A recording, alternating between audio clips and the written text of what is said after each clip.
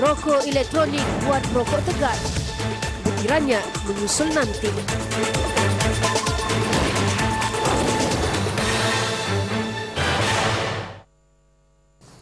Kini ada gadget elektronik canggih di pasaran, alternatif buat perokok tegar berhenti merokok. Ia dikenali e-cigarette atau rokok elektronik. Selain keberkesanan dan kesannya terhadap kesihatan dipersoalkan, undang-undang juga difikirkan. Perlu ikuti laporan khas Amin Hayat Abdul Rahim.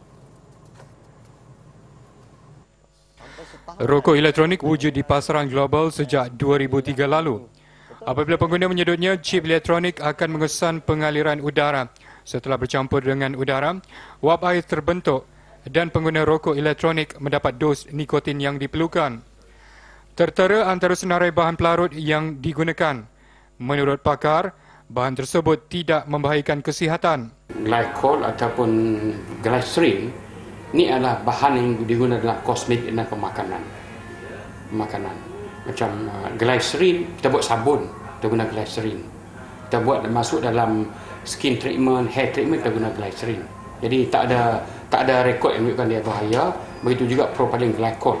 Dalam aiskrim dia buat propylene glycol, dalam salad dressing dan dalam kosmetik juga diguna propylene glycol.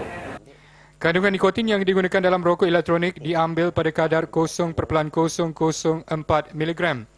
Namun bahan pelarut yang digunakan itu dinasihatkan tidak diambil secara berlebihan kerana boleh mengundang bahaya. Kandungan nikotin dalam rokok elektrik ini boleh membantu ya jika tidak digunakan secara berlebihan dalam mengawal perokok tegar itu daripada kembali kepada tabiat asal. Seperti mana kita tahu, rokok asal berbagai-bagai toksik.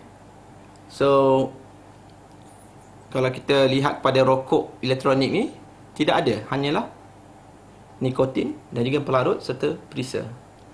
Rizani Zakaria, bekas perokok tegar sejak berusia 19 tahun mendakwa tahap kesihatannya bertambah baik sejak menghisap rokok elektronik 6 bulan lalu. Amin Hayat Abdul Rahim, TV 9.